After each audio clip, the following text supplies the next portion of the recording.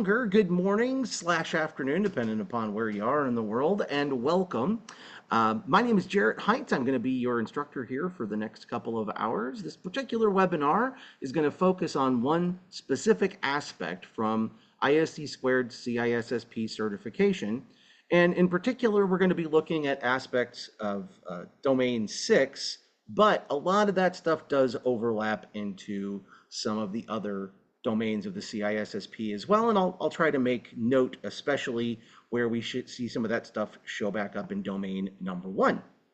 So mostly domain 6 coverage here today, which is admittedly kind of the least popular domain. Like, I don't know if we want to talk about it in terms of cool kids here, but domain 6 is the one where we usually see the least amount of conversation. And yet I think that that's not necessarily indicative of a good study plan, because domain 6 just kind of gets nuzzled away as a, well, we kind of talk about it in domain 1, we kind of talk about it in domain 3, and we kind of talk about it in domain 8. So like domain 6 ends up getting neglected by virtue of the fact that a lot of its thunder is robbed by other domains. And yet it is the, do we know this is working and can we defend our efforts moving forward? So that's going to be our focal point today, is exactly how does domain 6 fit into the broader conversation about the 8 domains of the CISSP, and of course the specific things that fall under the purview of domain 6 that, even though you might have talked about them in a different domain, are probably going to be attributed to certain types of point allocation for domain 6. Remembering that to successfully complete the CISSP, it seems very likely, although I'm not aware that it is officially printed in any specific location, it seems, based on the feedback that we've gotten for many years, that you got to pass all 8 domains uniquely. Meaning that you can't do really, really well in 4 of the domains and tank the other 4 and probably still pass. At least there's strong indications that that's not on the table.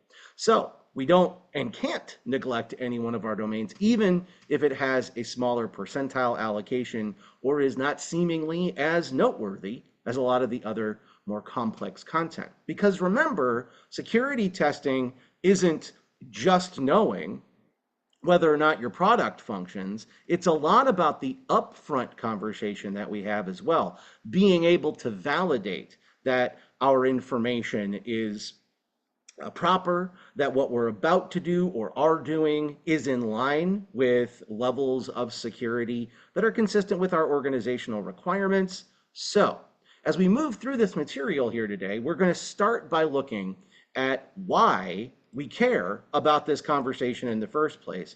My objectives for you, obviously, I want this domain to be as clear and comfortable for you as it can be moving into your presumably certifications process.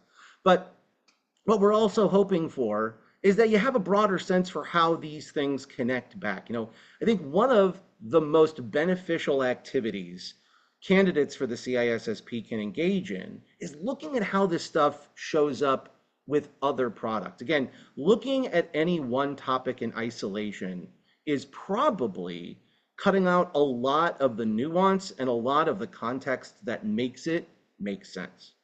And, for example, the common criteria gets talked about just about in a silo. And in fact, it's one of the oddest placed conversation topics, as most flows of the CISSP course put it with domain 3. Which domain 3 is, your crypto and your physical security and your system incarnations and so forth. So, and where and why we're talking about things like common criteria certification in the same breath that we're talking about different types of cryptographic modules in some cases is seemingly a little clustered incorrectly. And what I mean by that is, again, common criteria might show up in your domain 3 textbook or bootcamp, but it really belongs to domain 6. Again, that is a way of us kind of stamping our blessing on a product. So it's not just about saying this is a problem we might need to worry about, or here is a product we're using, it's good or bad, or it works or it doesn't. There are also international standards such as the Common Criteria and the ISO 15408, as well as other specific types of hardware certification you might be asked about, such as FIPS compliance. So those things also potentially fall under the purview of Domain 6. So it's important for us to understand and appreciate the relationship between vulnerabilities and risk, where vulnerabilities are a component of and what it means by which we understand the nature of a risk. Then it's important that we understand what controls are already doing, and that's typically through the lens of a security assessment, often an audit. We'll also talk about recommendations for improvement, how the goal of this is not just to say yay or nay, it's working, but also, is it working well enough? Ought we do more? Maybe we need to do less. Maybe we need a new control. Maybe our current response to this risk is proving inadequate and we need to make some different choices or come up with some different game plans, right? And then ensuring compliance with standards and regulations. Well, again, while it shouldn't be the definitive focal point, as in it shouldn't be the only reason that you're doing something in many cases, being compliant is often a compelling end goal because the risk of non-compliance is too impactful.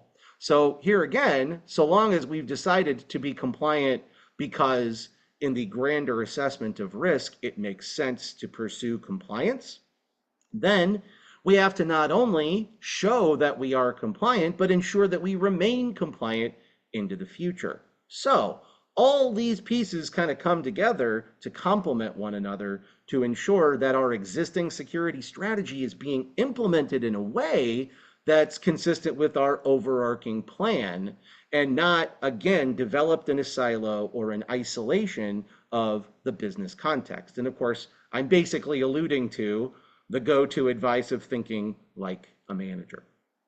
I am not at liberty to disseminate any of this stuff electronically unless it's a whiteboard that I generate during the webinar. We probably won't do a ton of whiteboarding by the by, so chances are kind of on the probably no side for having much to hand out when we're done here today. But this is a recorded webinar, so you can go back and re-review it at a later time if you desire. So in terms of kind of the 6 big topics that would show up in Domain 6, we'd be starting with vulnerability assessments and penetration tests. Again, we talk about those things in some level of depth in Domain 1 and a little bit into Domain 7 and sometimes in Domain 8. So again, even though this is focusing heavily on Domain 6 and where Domain 6 shows up, I have a really creaky chair today, sorry about that. I'm on the road and not in my normal studio setting, FYI, so that's why I've got various backgrounds and changes here just a little bit. But been on the road talking about the MITRE ATT&CK framework, which we're actually going to include when we get into threat modeling. So we'll take a look at how those things tie in. Again, yes, they're relevant to the Domain 1 conversation, but that's actually not accidental and actually has a lot of meaning. We'll take a look at the auditing process, a couple of examples through the lens of the payment card industry, as well as SOC auditing.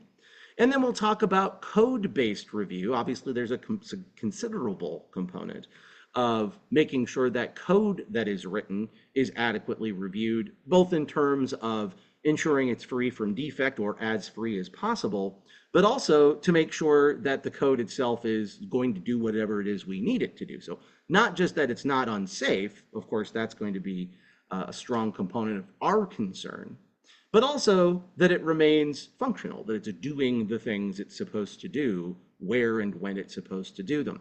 So there's a functional as well as a non-functional security component that goes into the review of those products. There's actually a number of different ways to come at the process of analyzing and reviewing that code as well. So we'll talk about black versus white box testing for, say, that of a pen tester, and then dynamic and static code-based testing for those that are doing the actual code review, and the extent to which they have access to the specifics of the thing that they are assessing. We will then talk about threat modeling. And so, I'd say security auditing and code review are probably going to be our shorter modules for the day, in that not that they're not important things to do. There's not as much detail for the CISSP about those processes specifically, arguably, as what we would see in the likes of pen testing and threat modeling. So don't get me wrong, plenty of concerns, knowledge regarding some definitions in the code review space, absolutely. I do not mean to diminish the importance of software review from a test perspective, I should say. But it's not as important as the fundamentals of threat modeling in general, which frankly is kind of a broader umbrella for most of the other topics we've already looked at, or will have already looked at by the time we get there. Then we are going to end our time together here today with a recap of evaluation, certification, and accreditation. Why those terms are all different, but very tightly interwoven, interconnected. I cannot certify something that's been unevaluated. I cannot provide accreditation to something that isn't certified. So the relationship between these three things, and then we're also going to get much more specific about how. So with product evaluation, certification, and accreditation, we're going to talk about two of the most testable areas for that, common criteria from ISO, as well as FIPS compliance, namely 140-2, now 140-3. So we'll look at those as well. So again, even though this will, fundamentally heavily focus or skew domain 6, you're really getting about 5 domains addressed at any given moment in time. So to kick things off, the big distinction that I think can sometimes get lost in translation between a vulnerability assessment and a pen test boils down to the fact that with a vulnerability assessment, we stop there, right? We go, hey, this could be a problem, and then we go look for said problem. But with a pen test, we're looking to see if that problem can be brought about. And, again, we might not necessarily actively trigger the damage itself.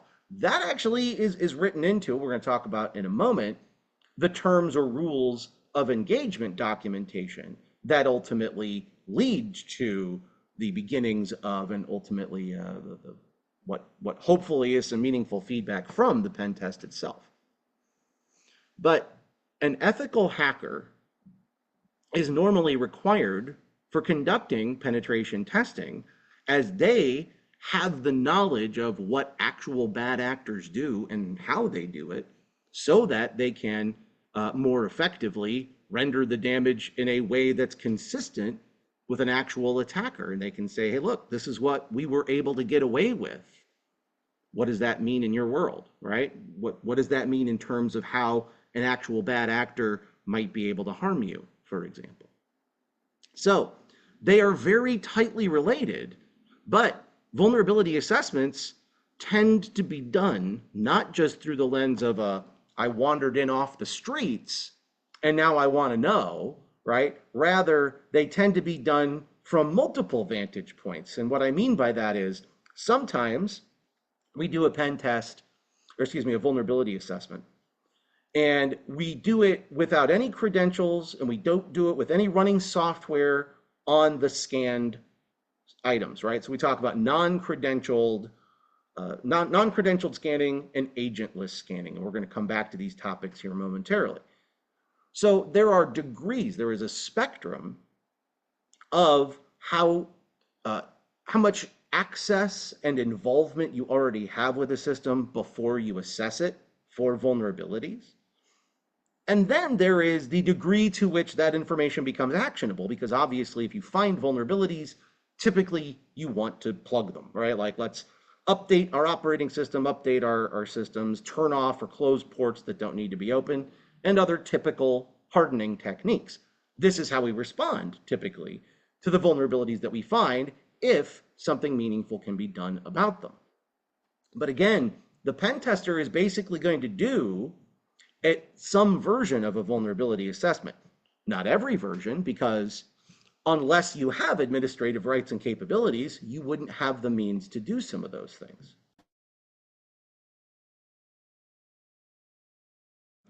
Excuse me.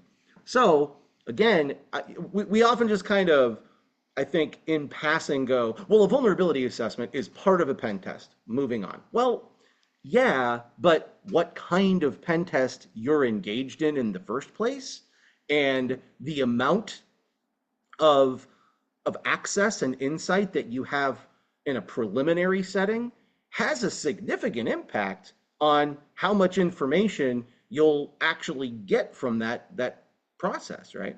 So what we're going to do next is break down what a vulnerability assessment is and what it can include. Then we're going to talk about a penetration testing scenario. And I want to walk through the workflows of these and again point out these two concepts show up in multiple domains. So understanding these is kind of double dipping a little bit to your benefit, but also appreciating how they are different and what the outcome of each action should ultimately mean in terms of some sort of meaningful mitigation or response to what we learn from them.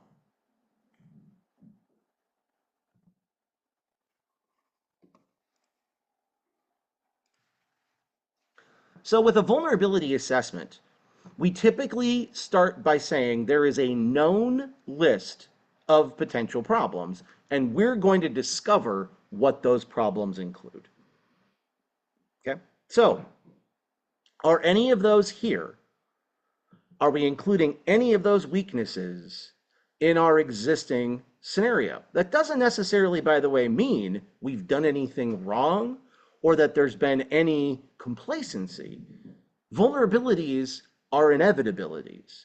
Everything that we utilize all day, every day, has baked in vulnerabilities because by virtue of existing, there is risk to that existence, right? You know, nothing is unbreakable, unburnable, undestroyable, unlosable, right? In every regard, always. So everything is vulnerable to something because everything exists in a world where bad and good things can happen, and they're not always easy to anticipate. So the reason that we look for vulnerabilities in the first place ties back to how we define risk in the first place. Now, risk is understood as a combination of a threat that exploits a vulnerability, right? So in order for us to start this conversation off in the first place, we've got to remember, whoops, I want my pen, there we go. We got to remember that a threat exploiting a vulnerability is how we define a risk in the first place. Okay? And so if that threat results in the exploitation of the vulnerability, it could have some amount of impact, and it has some level of likelihood that it would happen in the first place. So one of the first things we do is assess our assets, because all assets, which is anything that has value to our organization, has inherent weaknesses called vulnerabilities. And then we pair, if we can, threats that might exploit that vulnerability, and then we assess that as a profiled risk in terms of how likely and impactful it's going to be. So the conversation regarding vulnerabilities up front is an inventory of the weaknesses of our inventory. Or to say that differently, we start with an asset inventory, and from there, we determine what the weaknesses are for those assets. We broadly define this as their attack surface, the ways they could be harmed. Now, again, having an attack surface is this, it's like breathing, right? You just, by existing, it's going to happen. And if it ceases to occur, then you're probably no longer existing. So vulnerabilities are assessed and understood through the lens of how they might be exploited and how impactful that exploit might be. because certain vulnerabilities are bigger than others, right? So my building is flammable, therefore an arsonist could set it on fire is a vulnerability, and I need to acknowledge it and possibly even consider that risk profile and potential mitigations. But the fact that my building is flammable is reality, right? There's nothing that can be done about it. So I'm not going to look at that and go, well, there's a vulnerability I really need to address. It's the subtle vulnerabilities. It's the stuff we weren't totally aware of. And thankfully, there are large organizations that do a lot of vulnerability and threat intelligence to keep track of vulnerabilities that we didn't know were out there before, so that we know not only that they exist, but we also define the best ways for hunting them down, to find them at all.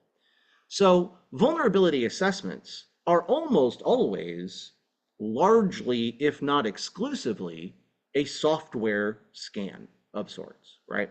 So first we say, what is it that we are looking for?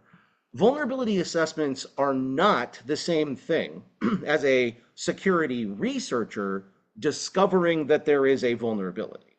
That's a different endeavor entirely, right?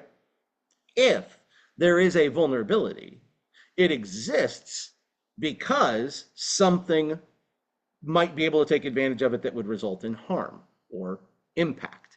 And remember, when we define impact, right, which is normally going to be documented as money, impact is basically, in the world of information security more specifically, the opposite of the CIA triad: disclosure, alteration, or destruction.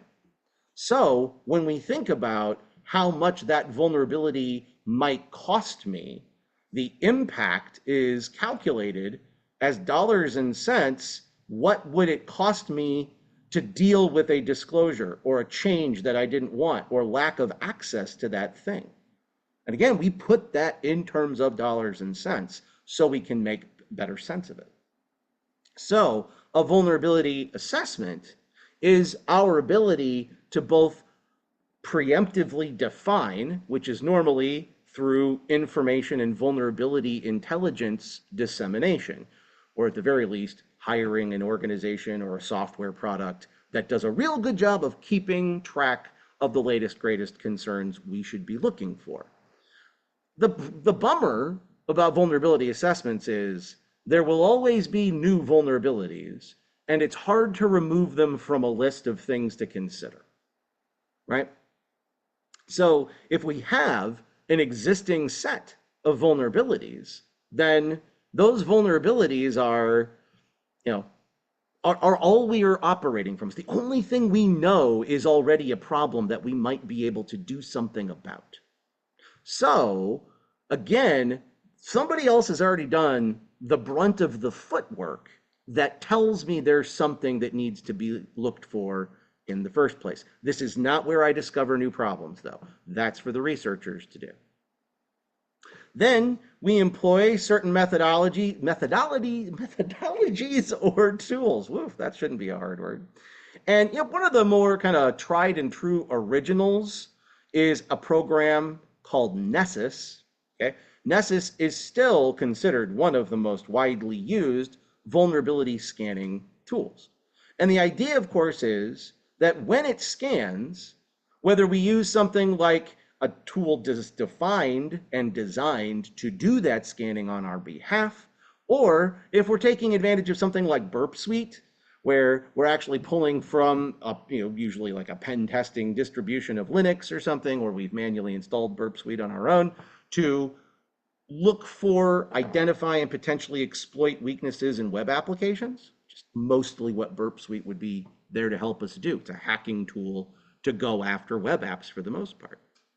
So again, vulnerability assessments are normally an automated process, but we can also just go see if a particular exploit responds, because a lot of times exploits, things that are vulnerable because they're known to respond to a particular query or a particular kind of network traffic, for example.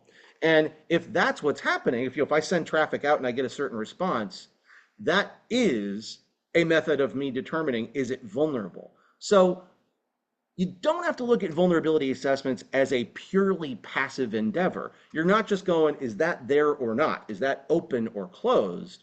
You might also send some information out to see what kind of response you get. So it can be a little bit more active than that. So long as you're not crossing a boundary from asking a question to actively sending any kind of information or query that could render damage, right? The moment you send something that could, say, cause the receiving system to crash, well, now you've definitely crossed a line from just assessing the existence of a weakness to attempting to exploit it. And you don't want to find yourself in gray space when it comes to vulnerability assessment versus pen test, because pen testing requires ample permission and very, very specific permission at that. It's not something that you want to find out you needed later on or find out you should have done differently later on. So again, you want to be proactive about doing it, but you also want to make sure you have all the necessary permissions to do so. So we'll talk a little bit more about that type of document here and then what it looks like to do it safely, how you can avoid some common pitfalls with it here in just a moment. So again, obviously the point of any kind of vulnerability assessment would be to find vulnerabilities so that we can usually do some sort of remediation effort. But that's not always the response. Sometimes we just know about a vulnerability and hope it doesn't happen. And here again, like you might say, well, wouldn't it be smarter to patch the vulnerability? Not if it costs more than the damage that would be done. Not if it's so unlikely that it would be exploited that it would require, stars to align properly before it would happen. So there are good reasons to intervene, but there might also be good reasons to not intervene.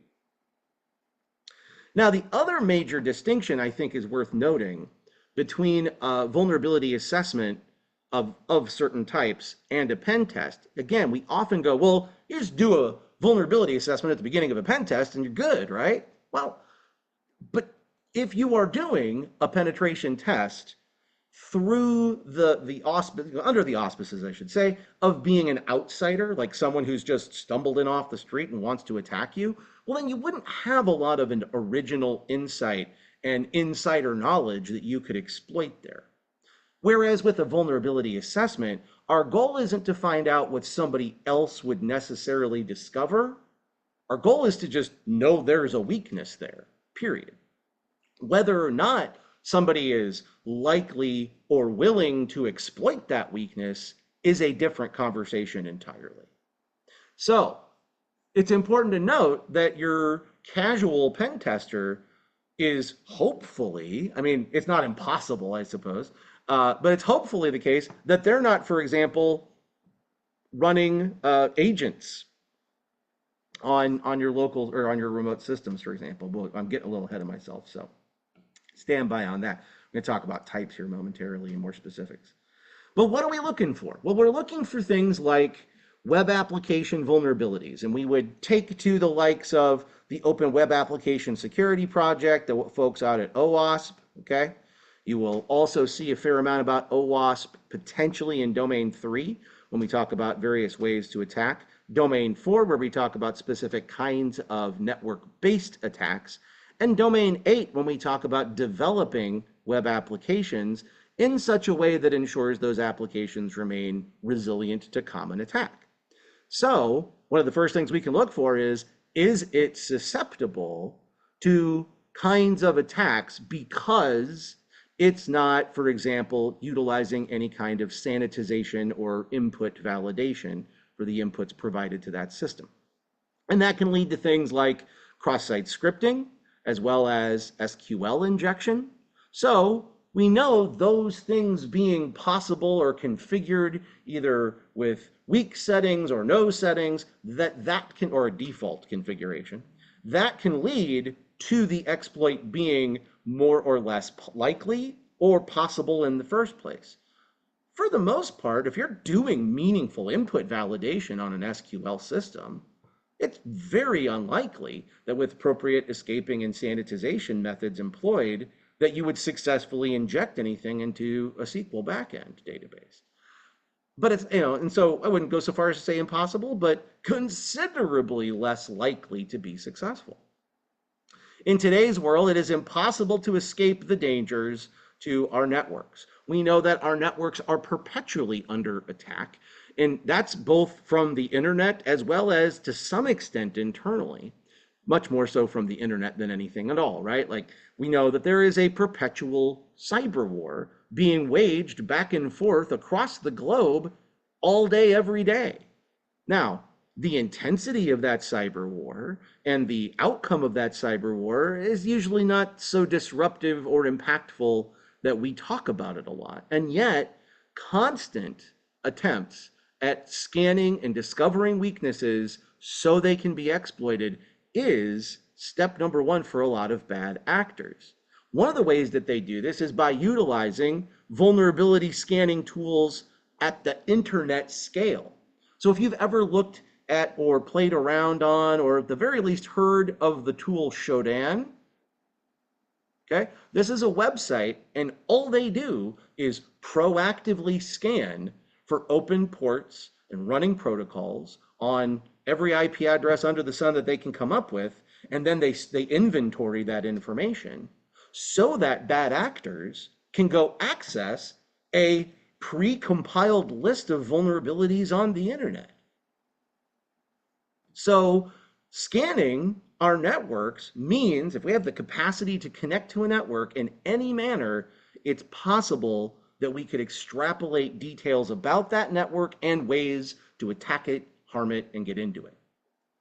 So this isn't just scanning for our internal open or closed ports. This is potentially on an internet scale defending ourselves from bad actors on the outside. And of course, vulnerabilities in our own code or the code provided to us by some kind of third party. This could even be SaaS software that we're utilizing through a cloud service, all of which have their own unique potential vulnerabilities that might be exploited. But most importantly, an application type also requires that you have somebody that can pore over the code if source code is available, and in particular, if it was developed by your own internal team, then considerable code review, and we'll talk much more about the particulars of that later, would be a foregone conclusion if you were going to operate a secure scenario.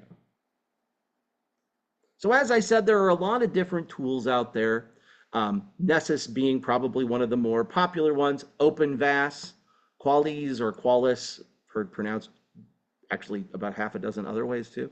Burp Suite, as I already mentioned before, more of a pen tester tool, but it's predominantly focused on probing for and then exploiting weaknesses and vulnerabilities.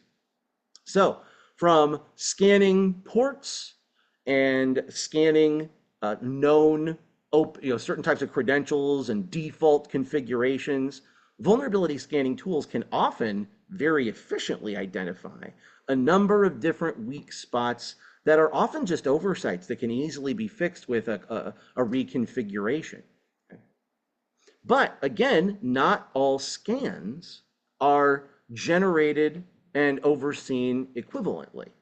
So for example, a credential versus non-credentialed scan would mean in the one case, if I'm credentialed, that I'm logging on with some amount of permission to one or more systems. Chances are, in this case, administrative credentials, meaning that I have the capacity to learn quite a bit about the local system because I have a lot of rights. And if I already have a lot of rights, then I'm going to be able to get that system to give me a lot more feedback a lot more quickly. Whereas a non-credentialed scan is more of your black box scan. We'll get more into that lingo here coming up with the pen testing. But effectively, it's a zero knowledge scan. I don't have any predefined or existing rights, so there isn't anything that I can see that any other person wouldn't casually be able to happen across that over a network and also be able to witness. Now, The other distinction here is so the credentialed and non-credentialed scan is what the subject comes up with. All right, that's what the scanner is armed with in terms of rights or knowledge. So either very little or none, or some degree of existing rights. I have the right to ask a question of this service. I have a right to run this administratively, and therefore I'm more likely to be able to see more. But that's more of an insider perspective. Outsider perspective would more likely be akin to non-credentialed, unless, of course, the outsider has somehow taken control of a credentialed administrative account, which isn't unheard of. So again, it's kind of a spectrum, right? It's not a binary state. It's not like everyone's either credentialed or not. You can start to get some rights and some permissions if you are hacking and cracking properly. But if we're just talking about vulnerability scans and not the pen testing component, then this is just a matter of, did I give you rights in the first place to scan with or not? And then with agent-based or agentless scanning, well, that's exactly what it sounds like. There's a little program, and if that little program is running already, then it's going to give willful feedback.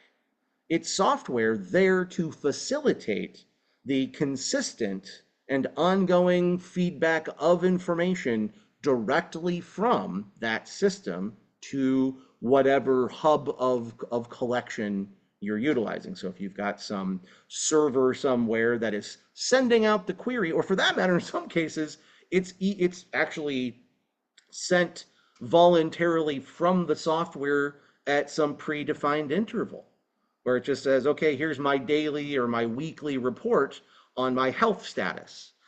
This is working, this is open, this is configured, I got my firewall locked down, I got my latest definitions for endpoint protection. So sometimes we see these agent-based vulnerability scanners also tie into sort of the health status of whatever is being monitored.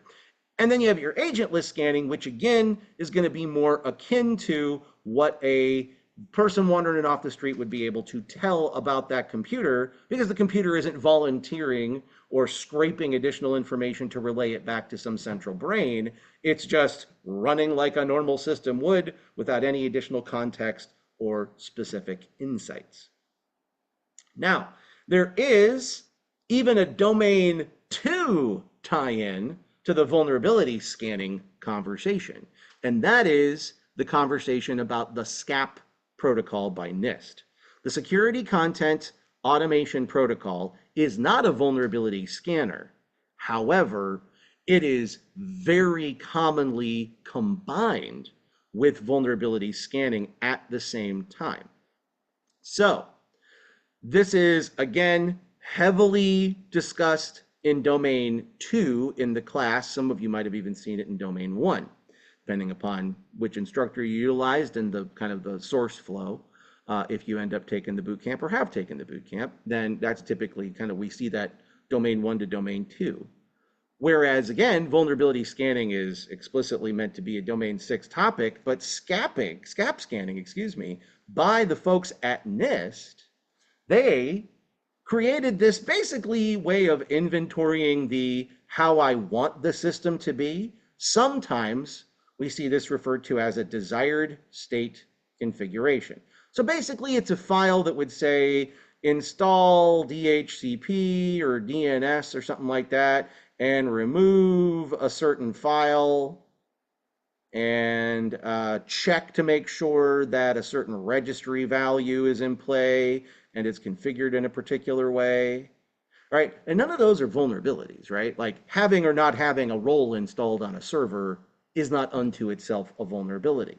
But if we combine SCAP scanning with things like DISA's STIGs, okay, which are basically the way a system has to be to successfully run in a certain security context, then we can say, well, here's the way I want things to be. And part of the way I want things to be is not vulnerable. So I can combine looking for both known vulnerabilities and misconfigurations or changes in configurations, like what the US government and DISA would mandate systems utilized. So at the end of the day, then, I could combine the security content automation protocol and the listing of the things it necessarily wants to include with a broader perspective on just vulnerabilities in general, some of which might, there might be some in that Venn diagram, there might be some crossover, right? Things that I want as a desired state and things that I want to make sure aren't installed with vulnerabilities, right? There's going to be some considerable overlap in a couple of those spots. Now, here again, we started off by looking at vulnerability scanning and comparing it to pen testing. But again, vulnerability scanning unto itself is, here are some inherent weaknesses. Here are some ways that this asset or other assets related to it might be harmed. So your pen tester is going to simulate a real world attack to see if those exploitable vulnerabilities render some level of impact or would render some level of impact that warrants a response. Now, as we move into any kind of pen test engagement, the rules and scope of that engagement are a critical part of the conversation proactively. In fact, if you do not get clear on the rules of engagement in a very unambiguous document, you seriously run the risk of finding yourself in some kind of legal hot water down the road. And I say this to you because so many people end up in this very undesirable situation when they didn't quite get everything they were supposed to do, or they didn't quite get the person with the proper degree of authority to be the person to say, yes, go ahead and proceed.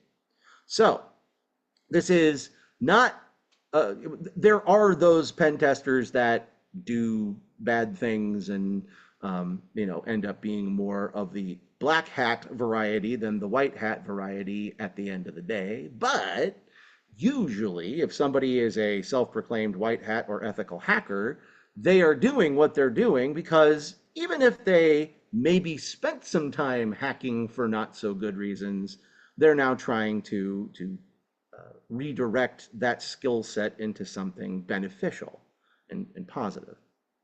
So they're hypothetically supposed to be interested in making sure everything is on the up and up. And again, the last thing you want to do is legitimately be attempting to test somebody's infrastructure for exploitable vulnerabilities, exploit one of them, and then go to jail or get fined or have licensing stripped from you or something because you didn't have permission to do it. So it was no different than just hacking them. And that's a very scary reality for pen testers. They do have to very seriously take into account. That's why this document has to be the most unambiguous, well understood, and critically, authoritatively acknowledged and signed off on with a paper trail. Again, last thing you want to do is do a pen test on a handshake. Now, there are several different phases or ways to talk about pen testing in terms of the order of operations, but this is a pretty good high-level list of what happens, even if these aren't necessarily the terms that are always used. For example, a lot of your planning would be considered some form of reconnaissance, and discovery would be some form of enumeration of assets. So you get some different synonyms thrown around in here, but fundamentally, we start by learning what we can and figuring out what the overarching scope and function of the pen test is meant to be. Very, very rarely will you hand a pen tester a carte blanche, do as you please, go nuts kind of document, because then all you've really managed to do is just hire someone to hack you to pieces. And that's not helpful. So with planning, you get sort of that upfront, here's what we want you to go in knowing. So if you, for example, have a red team, which is like an internal team dedicated to doing pen testing, one of the drawbacks of that is that they probably know things about you and therefore do not provide you with truly objective uh, feedback on what an adversary who is truly external to the organization might be. So sometimes even organizations with red teams will still hire an external pen testing organization because they want that external perspective. What could you learn if you had the tenacity and the skill and the time and the interest to harm us? And that's part of that planning phase. So a lot of the reconnaissance, both passive and active reconnaissance, which means I might just do really chill things like check out your website and look at your job postings and read about the CEO. And that's not likely to raise much in the way of eyebrows. But as soon as I start picking up the phone and calling people and asking for information, hey, I'm Billy Bob at the other office and I really need the admin password or I could get fired. Please help me out. I know this is a huge ask. And people get socially engineered, for example, into revealing details they ought not. And so that would be more of an active reconnaissance. And active reconnaissance, for the most part, is understood as active because it's far more likely that it will look unusual or be aberrant or overtly the case that it's designed to gather information that is otherwise not meant to be disseminated. So either way, whether it's active or passive, the goal is to gather more information, but one is more likely to get somebody's attention than the other. Then we start our scanning and we start identifying targets that could be exploitable. And then in some cases, there is yet another phase, kind of phase between 2 and 3 here, where we then figure out what exploits we can use. So we would spend some time saying, what are the ways I might be able to take what I've now found and believe to be a weakness? How do I take advantage of that? And then take advantage of that. See if I can either simulate or actually bring about some amount of impact. And then in my final document that I hand off, I'm saying, well, this is what I now know about your system in ways that it could be harmed. Here, therefore, are some recommendations we would make regarding offsetting those potential impacts and the likelihood that it would recur. Now, pen testers don't always know what it is they're testing. In that case, we would refer to it as a black box test. I don't know what I'm testing. A gray box test would be a partial knowledge, and a white box test would be full or total knowledge.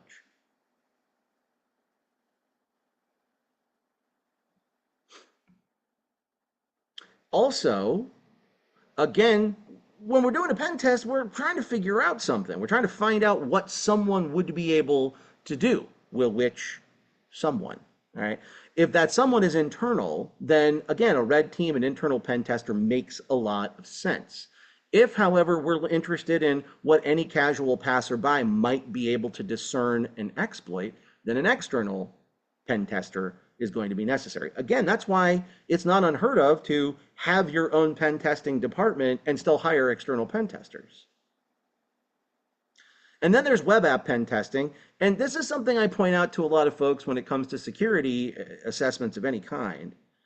Not everybody's good at the same stuff, and information security is no longer a place where it's very easy to be a generalist, okay? And I say that as a person who does have a couple areas of specialization, don't get me wrong, but I'm more of a generalist, right? Which is kind of a jack of all trades, master of none problem, because we're getting so particular and specialized, right? I would not be a good candidate for extensive web app pen testing because application development and web app pen testing and vulnerability assessments are not a strong area of mine. But my point in sharing that with you, my deficiency is probably somebody else's strength. And that means we need to make sure that not only do we hire pen tests from the vantage point of internal, external, but that we also ensure that the requisite skill set for that kind of exploit is available in the first place. Without that information, without that knowledge and ability, what else are they going to accomplish? All right, certainly not going to be very likely that they're going to find that cross-site request forgery vulnerability if this isn't in their wheelhouse. Same thing with mobile apps and IoT devices, and even to some extent industrial control systems. So they've got mobile app pen testing listed, but again, I would just broaden this more to there are many niche categories. And we want to be aware of which niche we're trying to learn more about. So, what kind of tools do pen testers use? You are not taking an ethical hacking certification here, but on occasion, especially the first three tools, can show up in, at least in casual references. You don't need to know how to use these tools, but on very rare occasions, you might need to know that this tool does a kind of, or is utilized in a particular way in the black and white hat hacking toolkit. And the first biggie is Nmap, because Nmap is a network enumerator, all right? A network mapper, as it's short for, right? And its entire function is to go out and say, I'm giving you this, what do I get back? So I might ask, are you there with a ping? I might ask, can we start a conversation with a TCP SYN-ACK handshake? I might be looking for certain ports are open or certain protocols appear to be running. It is amazing how much one can learn simply by enumerating a network, by looking at open ports and patterns in the responses that system provides when a certain type of crafted packet is sent to it in the first place. Burp Suite, we've encountered previously, so I won't belabor that too long, but again, is kind of a suite of web app and web-based testing tools. Again, there is nothing wrong with being a fluent with Burp Suite in that it's a very awesome skill set that is high in demand, because web applications and websites are obviously not on the decline. But being able to instantiate infrastructure and web applications with multiple tiers, all of which address security at some level, substantially enough to fend off potential attackers, that's a really hard thing to make sure of. It's a lot of moving parts and a lot of complexity, even to a modern web app. So Burp Suite is there to provide you with some of our application testing capabilities. Metasploit is almost too big to put into any simple one word or phrase. It is a huge exploit framework that is designed to allow you to say, well, I believe that this is a kind of attack I might be interested in throwing at a particular weakness. And the Metasploit is almost sometimes feels like a cheat when it comes to pen testing, because it has such a vast list of ways to exploit known weaknesses that you can just give them a couple of parameters and send it along its way.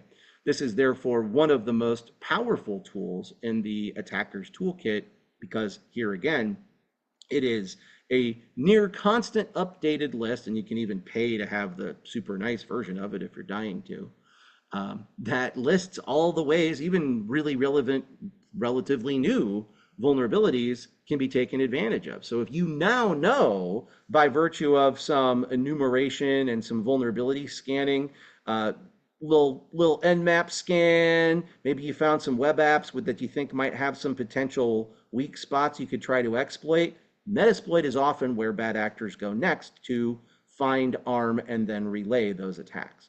John the Ripper is a password cracking tool, very well regarded one.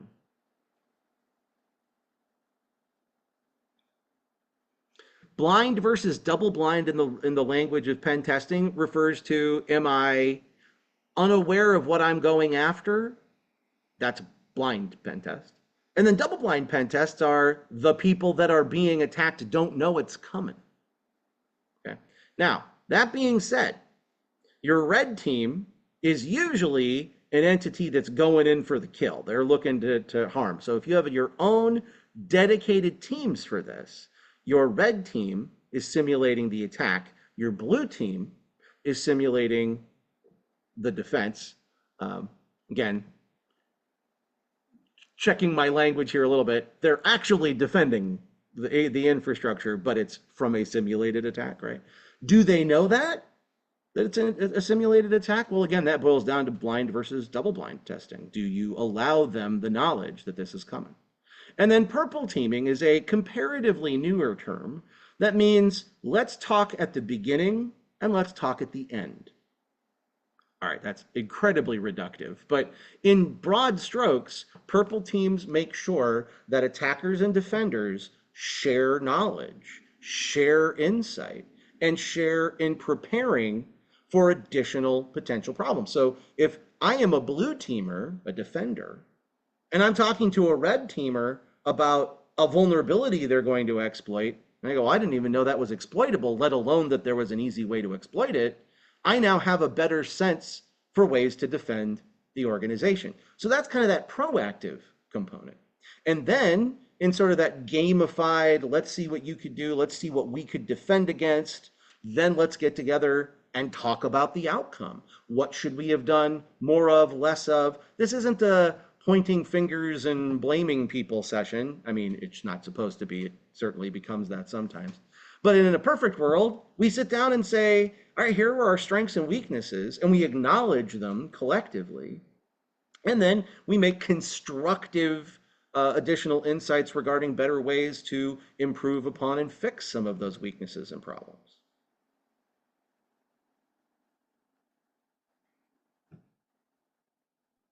That brings us to the concept of the security audit.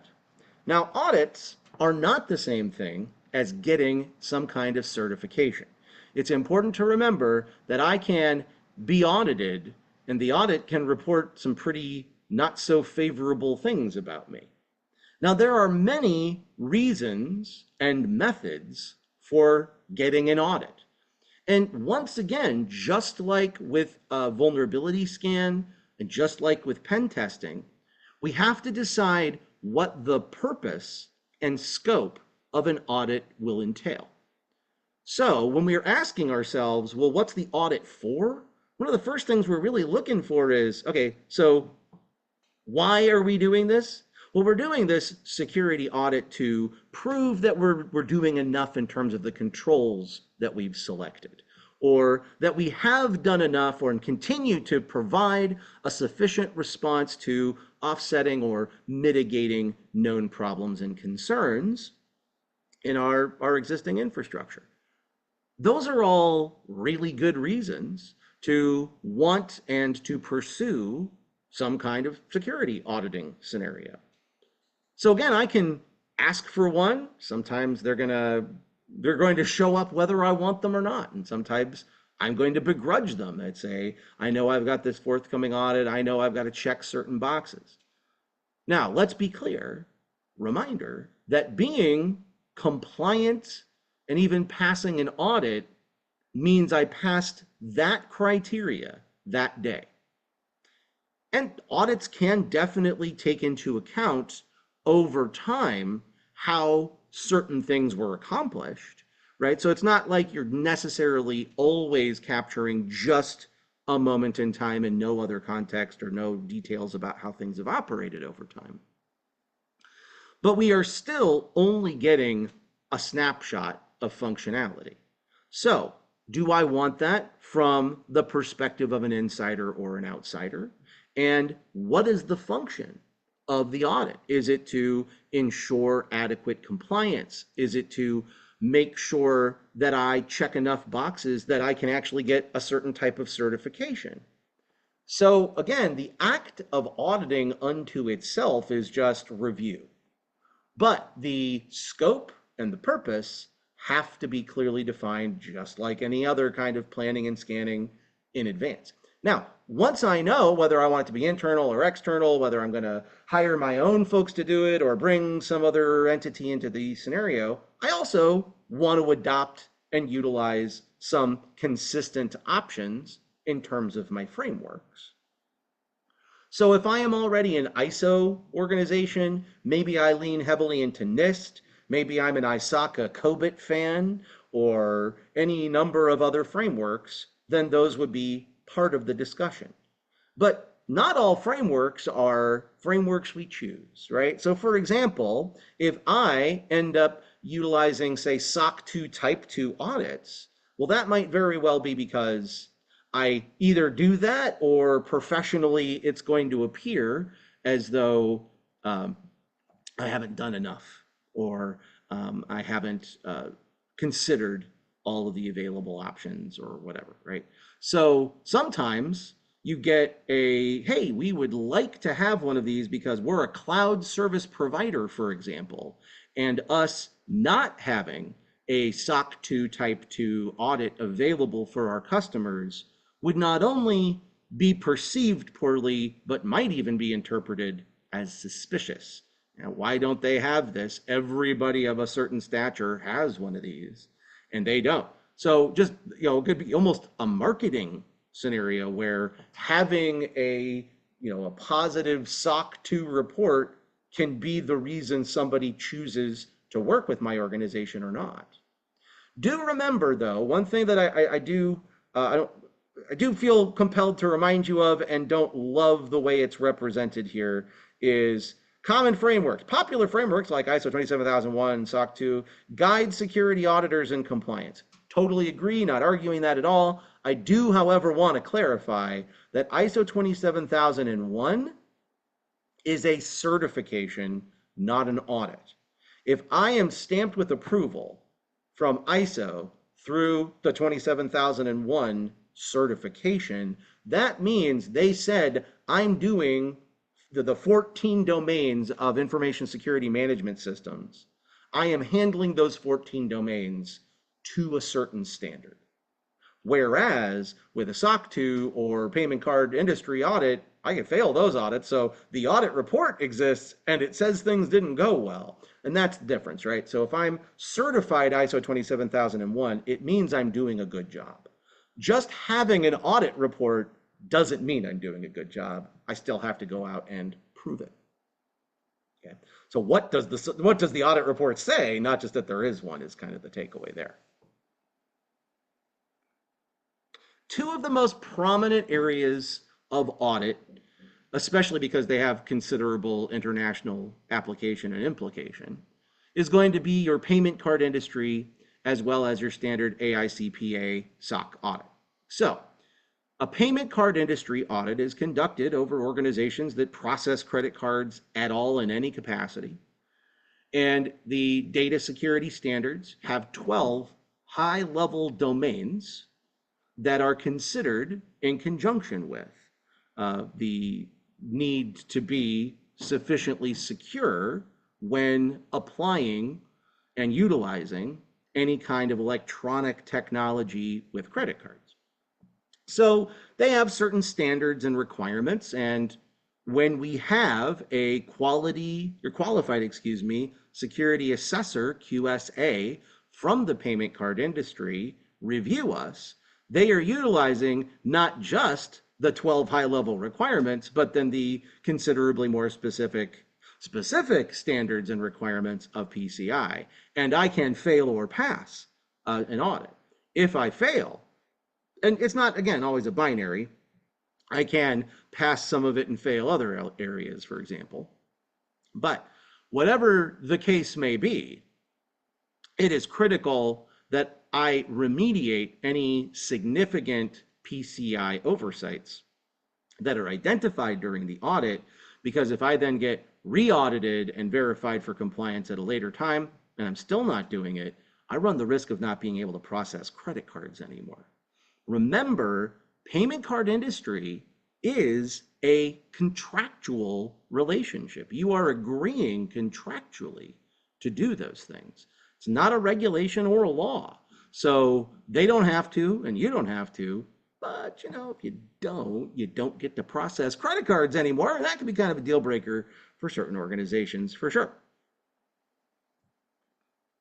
Now, the American Institute for Certified Public Accountants and their Canadian counterparts, CICA, maintain a list of statement on standard attestation engagements. All right, so we've got SSAE. All right, now this has undergone a lot of changes. They publish different standards each year. So way back in the day, this would have been your SAS 70, And now we've had SSAE 16 and 18 and 21.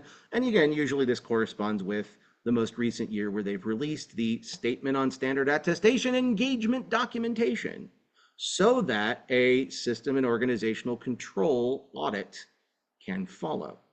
Now, this is legitimately auditors, CPAs in many cases, that are showing up to do fairly technical audits. So they often have actual technicians with them. That's not to say that there aren't some very competent and capable CPAs out there, but there are also some not so competent and capable CPAs in the realm of cybersecurity, and they tend to know that, and they tend to bring subject matter experts and other people with a certain expertise to facilitate the review. So you can get a SOC audit in one of three flavors. We've got a SOC 1, 2, and 3. There is technically now something called SOC for cybersecurity as well. However, most cybersecurity and technological organizations are still going to focus on a SOC 2. Now, with SOC 1 and 2, there is also a Type 1 and a Type 2. And so you can have a SOC 1 Type 1, SOC 1 Type 2. You can have a SOC 2 Type 1, and you can have a SOC 2 Type 2. And then there's just SOC 3. Okay. For the most part, SOC 1 deals with the oversight of financial information processing to and from your organization and the controls that facilitate and protect that. So while those definitely matter, and there are definitely scenarios where that audit is warranted, that doesn't tend to be the area that information security will be more focused on, especially since SOC 2 reports are designed to explicitly address things like safety, confidentiality, and privacy, integrity, availability. So, and by the way, we don't get into it here, but there are also the high-level principles of the generally accepted privacy principles of the AICPA that their SOC review elements tend to correlate with, at least partially. So all this to say, there's 5 to choose from. All right, SOC 1 Type 1, SOC 1 Type 2, et cetera. Right? The one that most organizations are going to be looking for to really know you're doing your things correctly are SOC 2 Type 2s. So a SOC 2 Type 2 is not just all that feedback about CIA, confidentiality, integrity, availability, but also the difference between a Type 1 and a Type 2 is that with Type 2s, instead of just getting, here's how things are today, you get overtime, you get a spectrum of time instead. Okay. So, a lot of acronyms in that world, but what you really want to remember is that the AICPA puts out SSAEs, and there are a total of 5 possible SOC reports, SOC 1, 2, 3, where 1 and 2 can both have Type 1 or 2. Type 1 is moment in time, Type 2 is overtime, and tends to be the more desired of the two. Now, what's SOC 3 then? Well, SOC 3 is basically a heavily redacted SOC 2. So where SOC 2 Type 2 reports are desirable, they're also full of sensitive information, so you can't just give them to anybody in most cases. Most of the time, for example, if I want to have the SOC 2 Type 2 report of Amazon, because I'm their AWS consumer, then for me to get that information, I need to be an active service user, or I need to sign an NDA saying that I will consider their SOC 2 Type 2 report and not share any details about what I learn as a part of kind of assessing or preparing for the potential usability of their services. Right. So still want a SOC 2 Type 2 in that scenario, but I also have to be mindful about getting my hands on it, as it does contain a lot of potential information about how they protect themselves, which could, be kind of reverse engineered into ways to attack them more effectively, which is why they defend it. Now, both PCI and SOC focus on some similar things. There's overlap, but this is, PCI is looking at auditing the ability for you to process electronic credit cards safely. Whereas a SOC audit is broader in scope, generally speaking. It has a lot more aspects for the organization's broader controls. And it's going to look at a lot of systems that would normally be ignored in the likes of a PCI audit. Now, this slide's just here to give you a reminder that not all audits are always looking at all the same things. The payment card industry, therefore, is going to say you passed your audit potentially, but that doesn't mean you are overarchingly secure, right? There are other things to consider. There are other aspects and elements that should still potentially be reviewed. We're going to take the only very brief break of the day here. I'm just going to take about a 3-minute step away, just grab us a drink of water and a cup of coffee here and any other beverages that between me and the kitchen. And when we come back, we're going to take a look at our final few topics. We still have some code review to do. And so we're going to talk about code, the different kinds of code here briefly. Then we're going to pivot into threat modeling. And we're going to spend most of the remaining amount of time kind of dividing our interests between the software and secure development lifecycle and a little bit about things like tactic, techniques, and procedures, as well as threat modeling in general. This is heavily going to intersect with domain 1 and this slide right here, domain 8. So I've got some more to say about that and more, and I think just because we started about 5 minutes later than I intended to, we'll go just a few minutes after the hour, but we will be looking to put a pin in things right about 5 after the hour, I'd say, on the nose. So give 2-3 minutes, and then we will circle back for our rousing conclusion with the last few topics.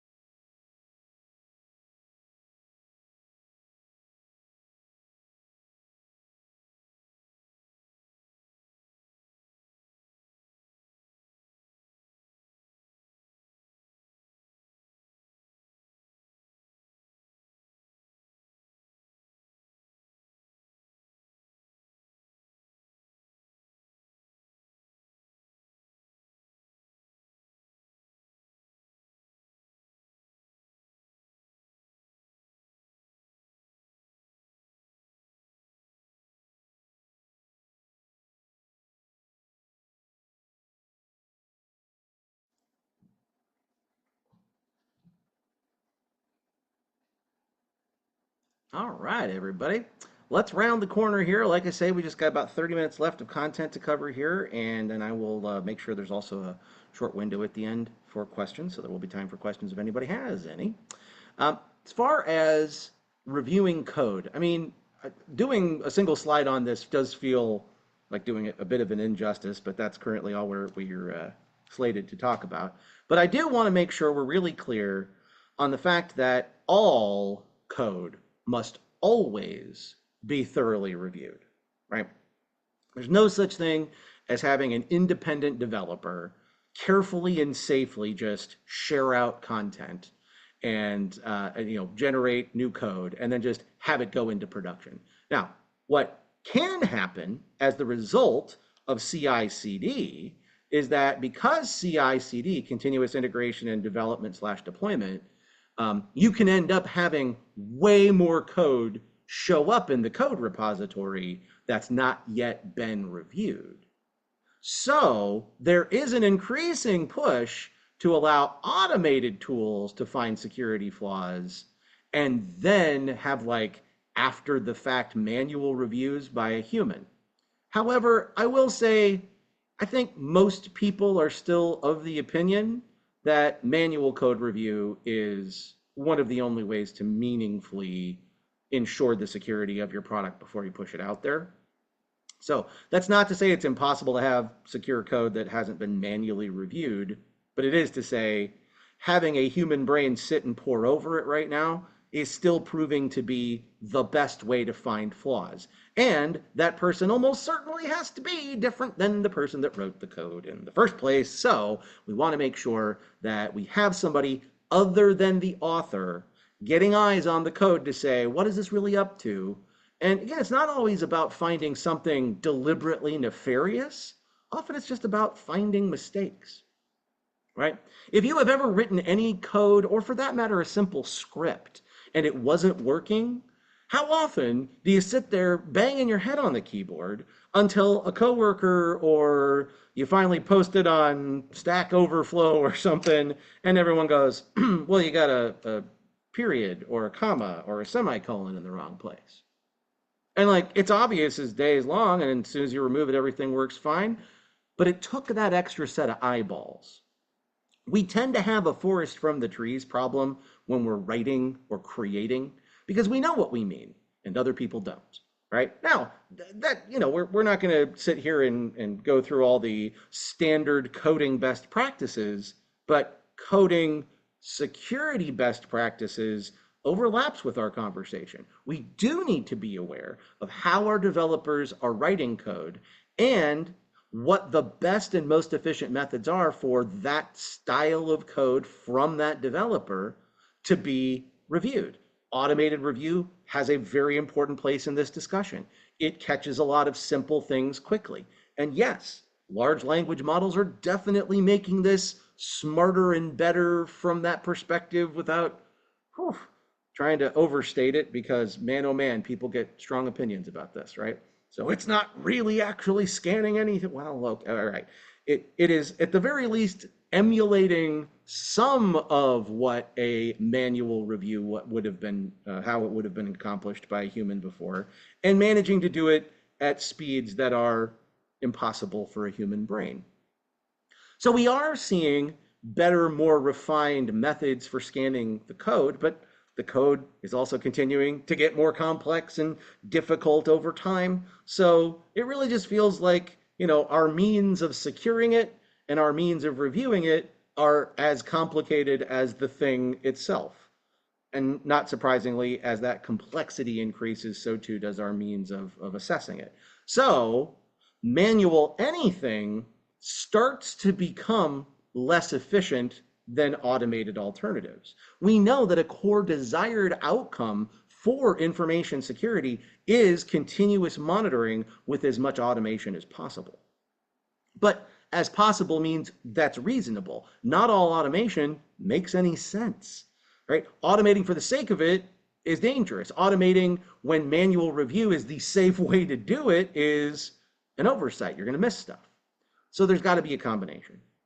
Now, what you're assessing might be literal, just like written code. So with a static analysis, You're going to sit down and look at code and look at for vulnerabilities that are identifiable.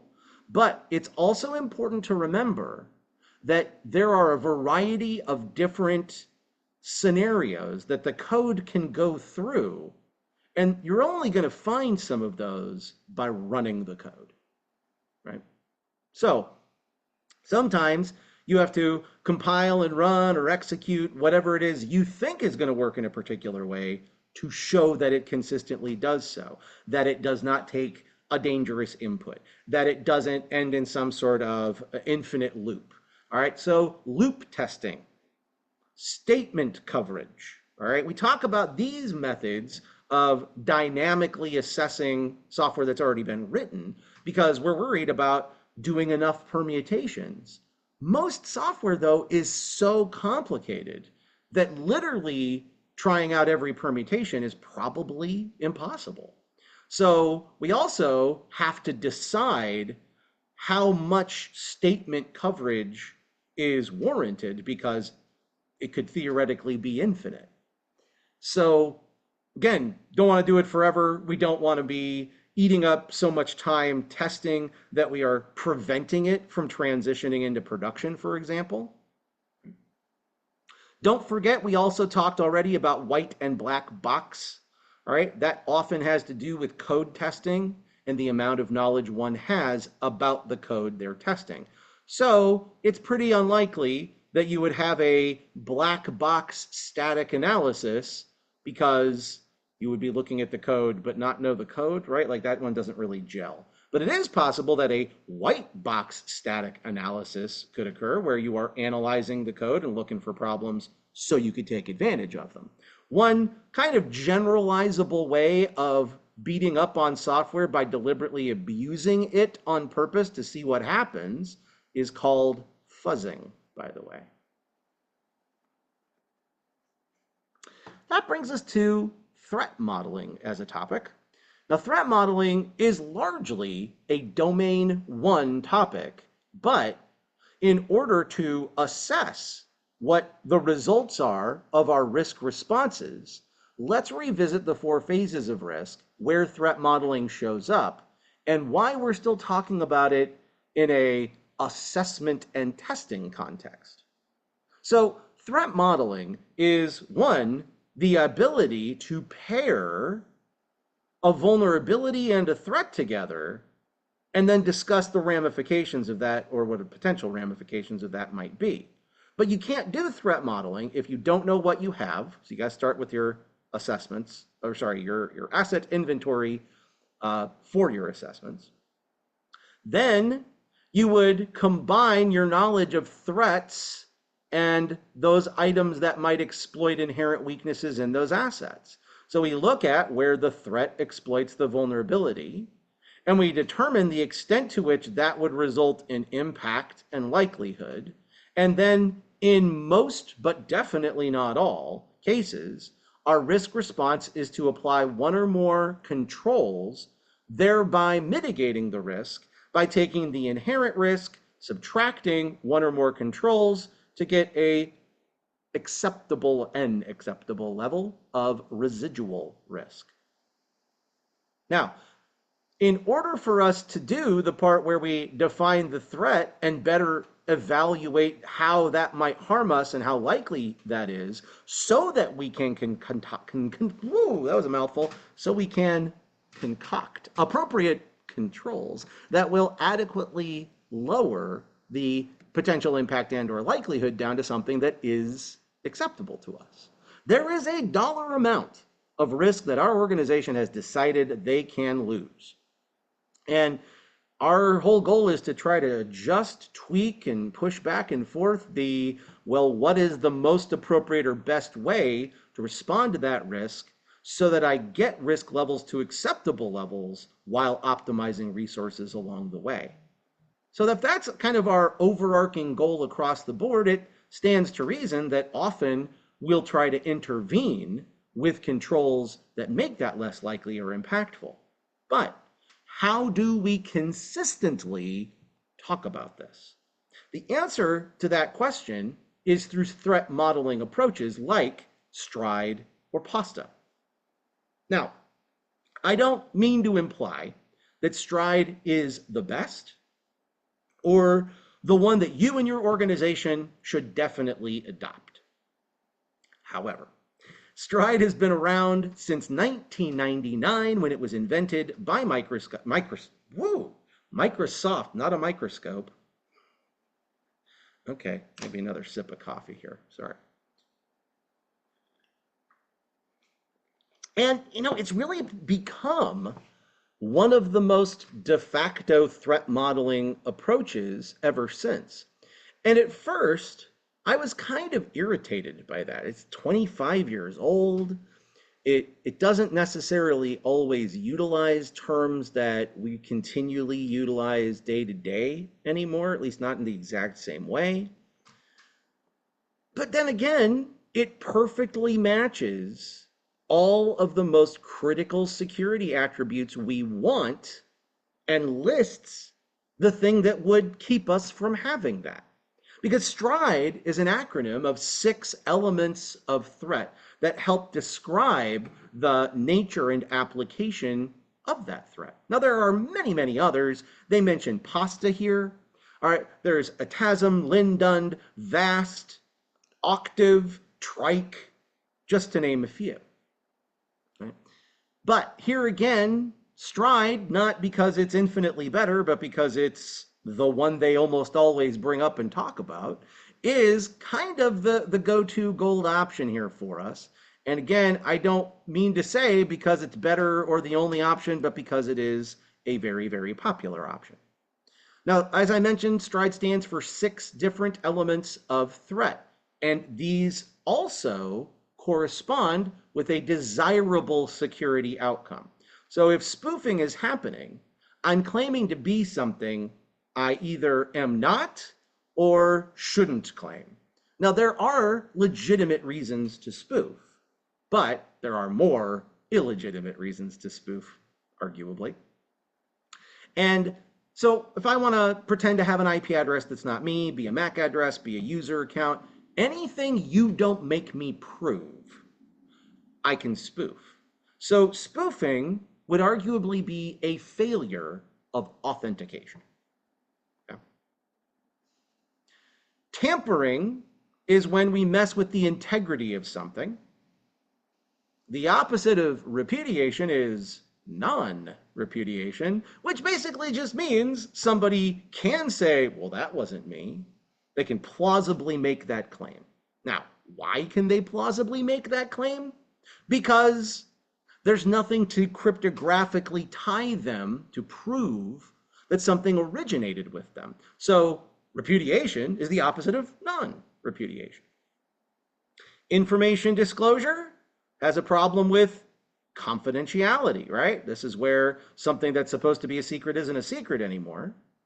Denial of service is an attack on availability, right? Because we're saying it's no longer available. And an elevation of privilege is an attack.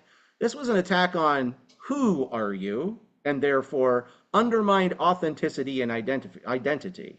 Elevation of privilege is an attack on authorization, what I can do because I am me. Okay? Now, in the realm of threat modeling, we focus on TTPs because TTPs forensically give us actionable concerns, to at least potentially actionable concerns to respond to. So what do we mean when we say something is a tactic, technique, or procedure? Well, broadly, we describe these as the way bad actors would potentially harm me. Okay? So how do they achieve their objectives? By what means will they try to hurt us? And by analyzing these, we can identify attack vectors and strengthen our posture to both proactively prevent some of these additional attacks later, but also successfully identify existing attacks. At the top, we have tactics. Tactics represent a high-level strategy employed by adversaries in order to render damage. So a tactic is kind of why people do what they do. Techniques are the more specific means by which they do it. So tactics is sort of tactics is reconnaissance. There's only 14 of these, by the way, in the MITRE ATT&CK framework that most people utilize for their TTPs. And so there's only 14 tactics listed there. For example, reconnaissance. Well, we've heard that term previously. We talked about that as being the first phase a pen tester would engage in. Well, that actually holds up, right? Why would a pen tester start with reconnaissance? Because an attacker would begin with reconnaissance. If you're familiar with Lockheed Martin's cyber kill chain, step number 1, recon. So it makes sense that one of the, well, what are people trying to accomplish here, tactics, is reconnaissance, because what they're trying to accomplish is gathering sufficient details about you to make it easier to find where your security is porous and take advantage of that. But again, that's a broad kind of category of what I'm trying to accomplish. So again, we talk about a tactic in terms of what is it trying to learn or do, right? Techniques, well, there's over 200 techniques because these are specific approaches to attacking you. So social engineering through phishing is a specific technique. Now, procedures are not actually called procedures by the MITRE ATT&CK framework. Again, kind of the gold standard in TTPs. So oddly, even though a lot of their documentation mentions procedures, they actually call them at the documentation level higher up. They call these sub-techniques. So a sub-technique and a procedure are one and the same. And again, MITRE kind of vacillates between calling these things sub-techniques and procedures within their website. So speaking of MITRE ATT&CK, let's give them a little bit more focus. First off, the folks out at MITRE ATT&CK are part of the MITRE organization, which is basically a United States government-connected think tank. They've existed since the 50s, but one of the things they released in the somewhere between 2011 and 2013, don't quote me, I think it was 2013, they said, wouldn't it be great if we, just like we have threat level, high-level threat level terminology from the likes of Stride or Pasta, wouldn't it be nice if we had similar, more specific language that would help us articulate things like indicators of compromise, or IOCs, and to some extent, indicators of attack, IOAs.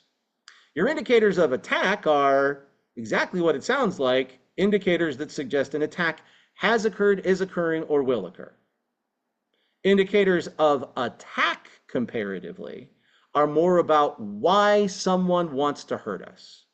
So, somebody leaving angry posts about our organization and how they should be, ripped from the face of the earth might be an indicator of attack, that somebody is going to be motivated to render harm against us. That's definitely not the only way indicators of attack manifest, but a very simple example. Whereas, offline services being restarted, data being exfiltrated to the dark web, those are all indicators that compromise has happened, is happening, or is about to happen.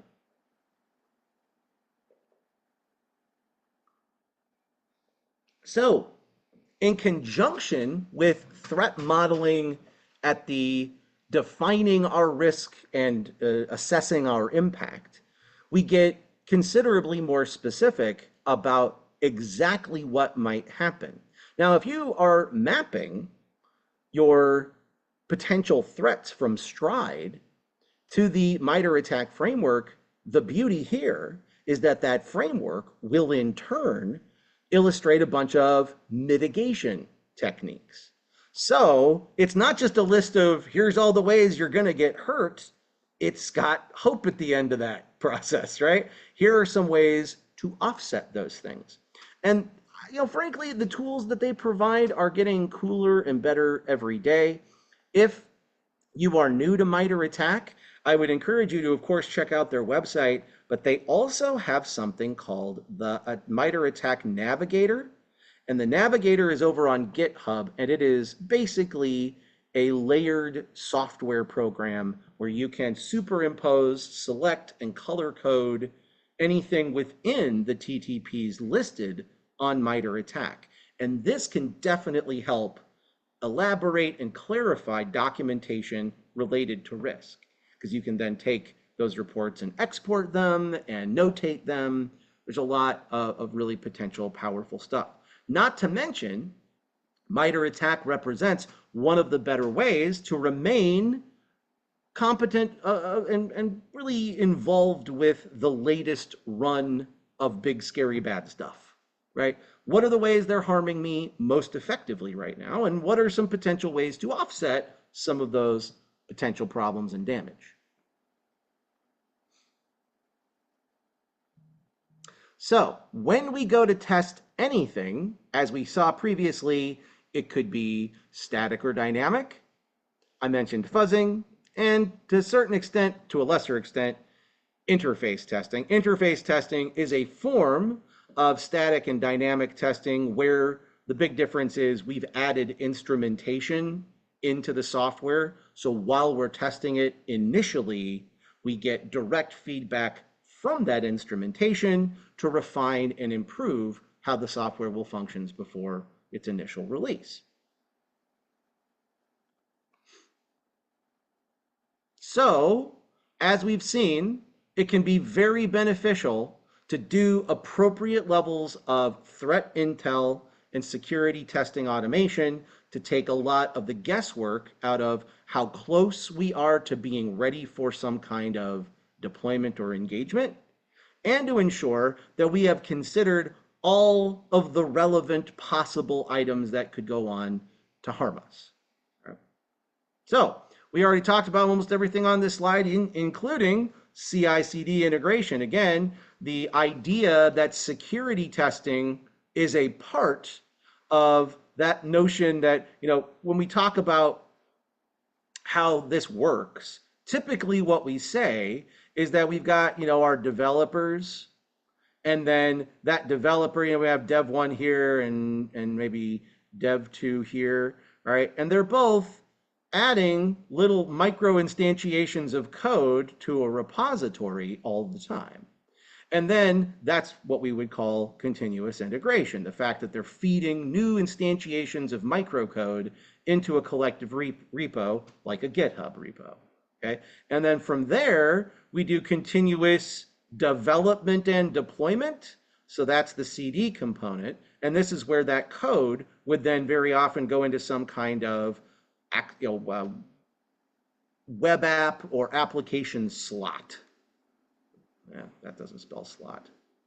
Try that. All right, and then from here, we can have a production slot and a beta slot, for example. And so the new instantiation of the code can go into the beta slot for testing, version 2.3, while our production slot might be to version 2.1. And then we kind of pull the magic lever and say, okay, let's swap these so that now 2.1 is 2.3 and vice versa.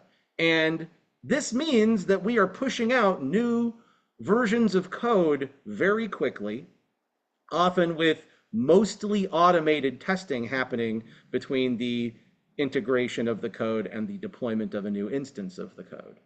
And that can mean, and this is a notable criticism, that can mean things don't all get adequately addressed beforehand. It happens.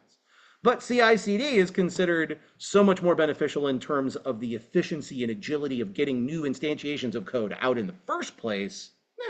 Most people, most of the time, would rather have that than not, even with the potential security blind, kind of blind spots that can be introduced by virtue of this.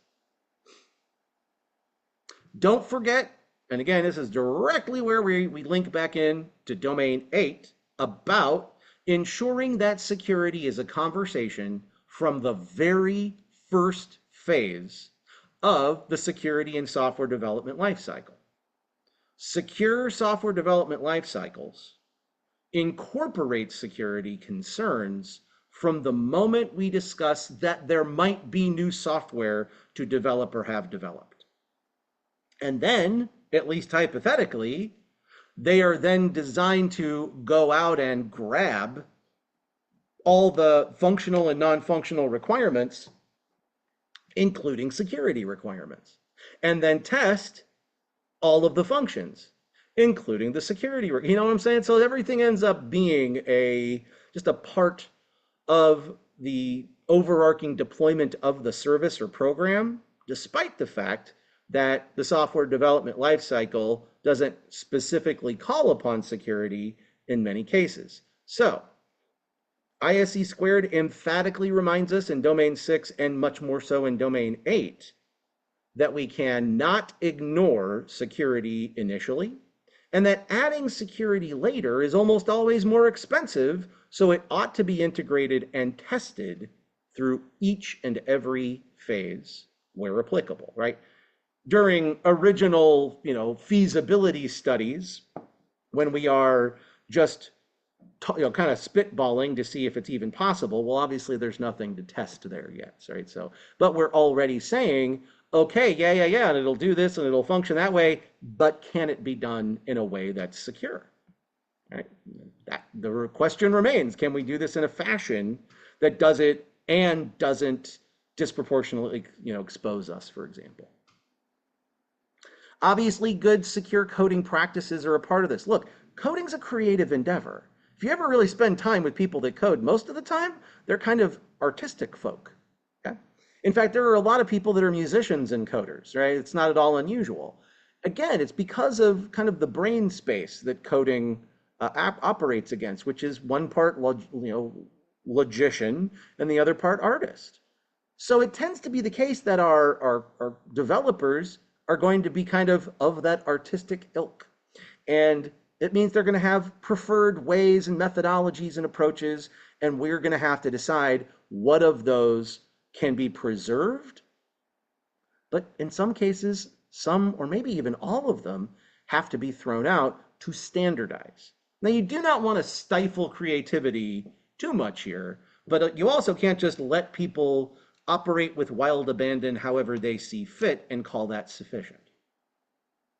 Also, it is important, although, again, if you're not large enough or you don't have the necessary content immediately available, it can be difficult to do.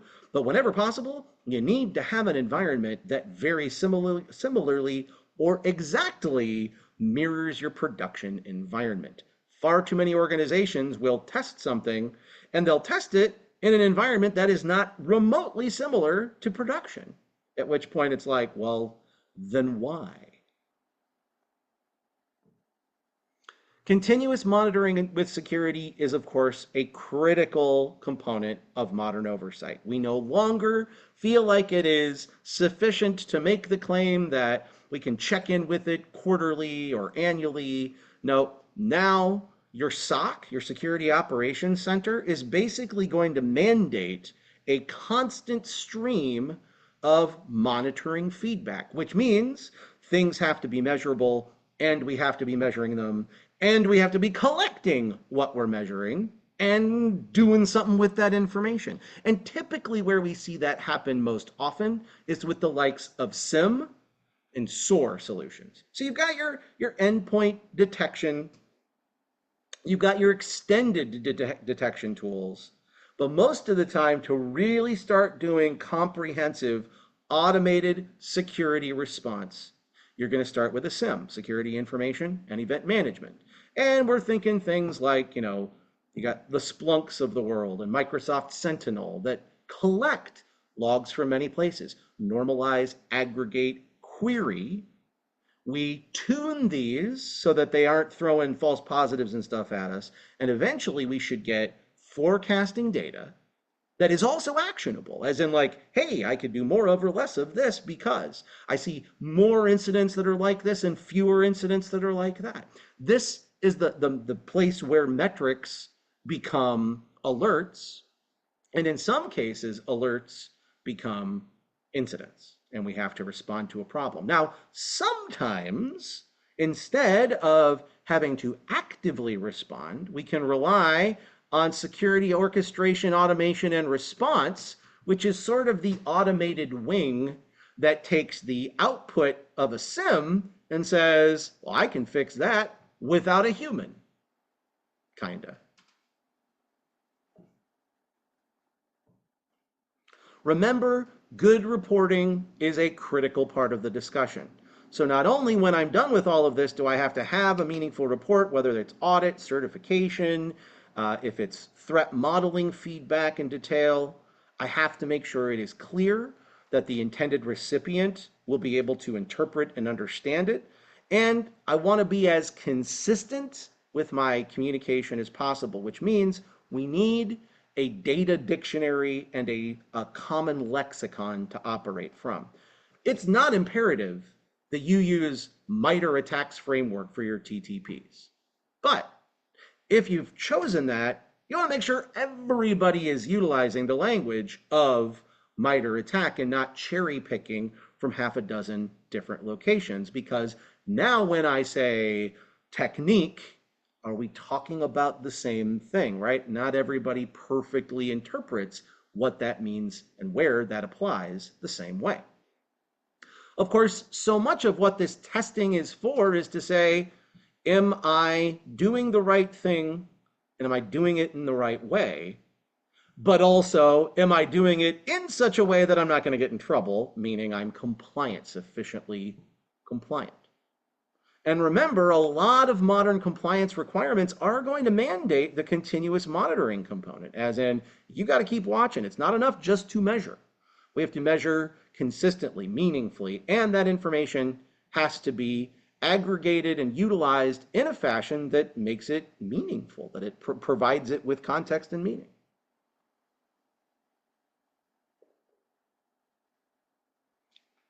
Our final topic is just a brief recap of the language of evaluation, certification, and accreditation, which, by the way, is not the same thing as verification and validation. Certification and accreditation should be thought of as formal, okay? I am going to evaluate so that I can potentially certify. And if I certify, I can potentially accredit. So this is an ordered process, but I can evaluate and go, oof, this is terrible, and not certify it. Okay.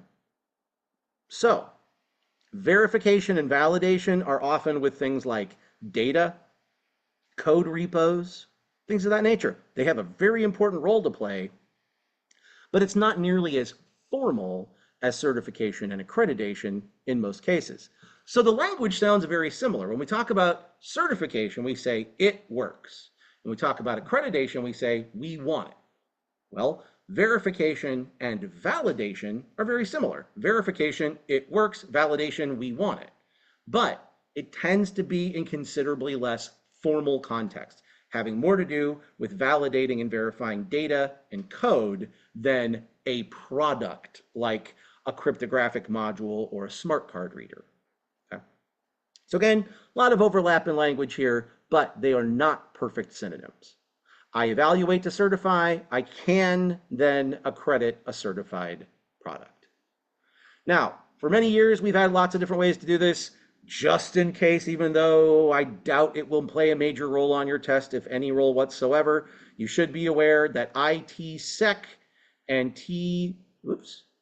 TCSEC, or the Orange Book from the United States DoD of the 80s, originally established criteria for evaluating certain types of security products. Well, ISO 15408 took this and made them international standards. So now common criteria is an ISO standard that anyone from any world government could potentially apply. This is more likely to be utilized by world governments than not, but it's certainly not exclusive to them. What happens with the common criteria is you take a product and you send it to a lab, and that lab has basically the right, has done whatever work it takes to be on the list of labs that can evaluate products and certify them. They then take your target of evaluation. They consider what kinds of things that should probably do. I like to think of a protection profile as a kind of template for how a product of that category should work. So if it's a smart card, well, then it should present a cryptographic module. If it doesn't, it's not a very good smart card, right? So there's sort of the list of things we would expect out of a product such as this, and we combine that with a detailed list of what the manufacturer of said product says it actually does. Okay?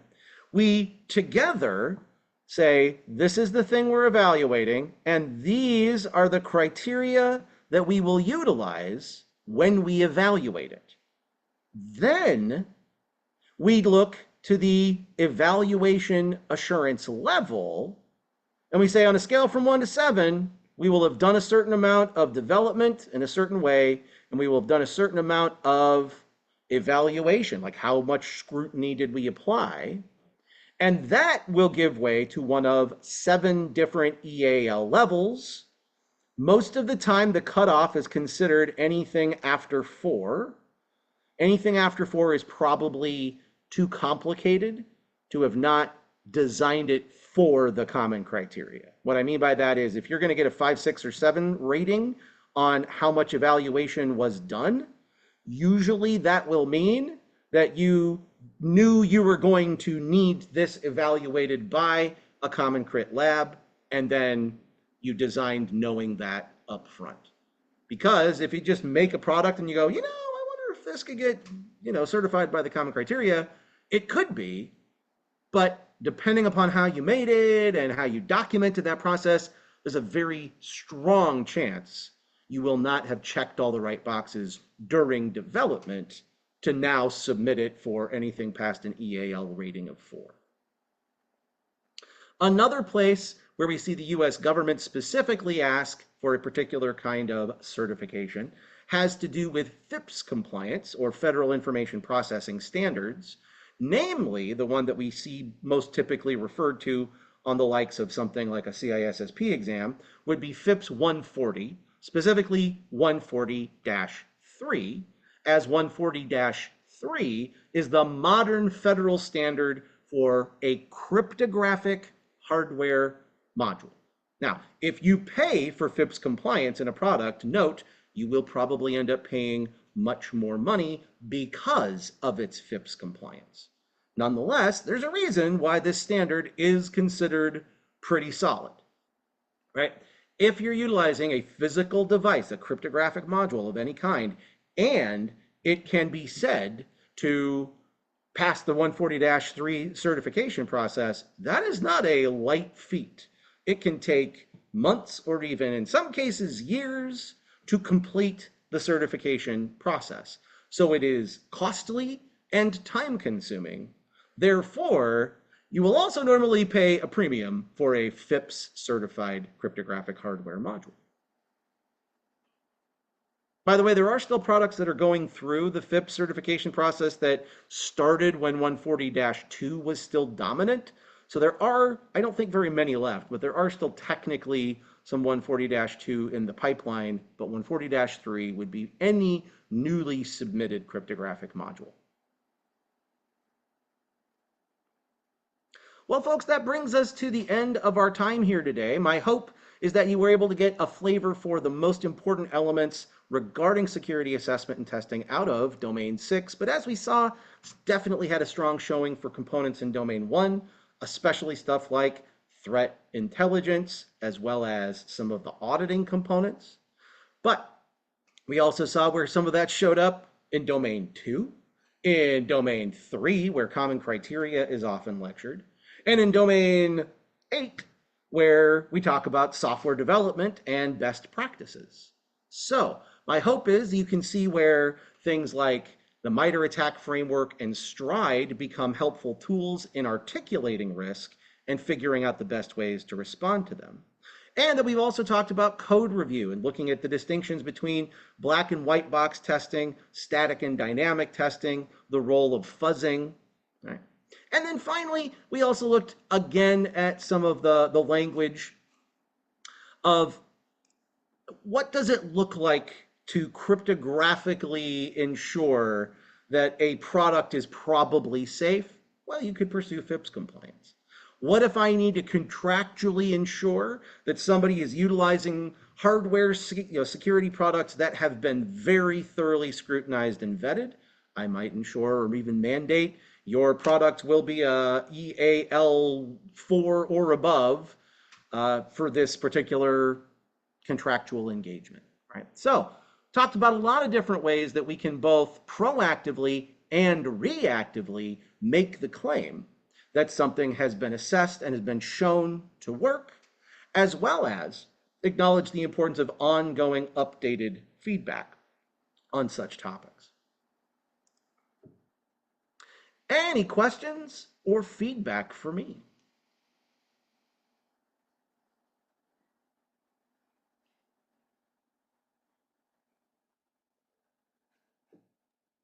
This was very helpful, Jared. Appreciate the work you put into preparing. Sure thing. Very good. Excellent. Well, I'm certainly glad to hear that. I am definitely available for questions and answers outside the scope of this webinar. So the easiest way to reach out to me, if you care to, is to either reach out to the folks at trainingcamp.com directly, or if you're looking to score a text or an email with me specifically, jheinz.tech/me is my vanity link with all my requisite details. Don't be shy. Let me know if there's anything we can do to help get you or keep you on a healthy trajectory for passing your CISSP. It's a tough sucker. I already passed it. So this Great. is just a way to get a CPE and a refresher. And these classes here at training camp are extremely useful. Great. Like sometimes you go to get a CPE and just a waste of time. When you get a webinar here at training camp, it never is a waste of time. Well, And that's wonderful to hear. yes, today's was an example. I wish they would advertise these more because the audience is not very large on I these, know. but they, I had a server class one, about a month ago, and I had more like 5 or 7 folks in that one, which, is on the small end of things. We had 5 people at one point, and then it dwindled to just you again for some reason. So I thought maybe I had something weird on my face today. no, no, like these are very, very, very worth taking. Like I'm a career cybersec auditor. So I have had to do a whole lot of CPE classes. Training Yeah, I camps are bet. really the most valuable that I have had. So hopefully they will do a better job with bringing awareness to what you guys are doing because the quality is very high and it's free. So you can't Yeah. really beat that. Yeah, So one, well, I know they're always desperate to get the word out as best they can, but this is also relatively new.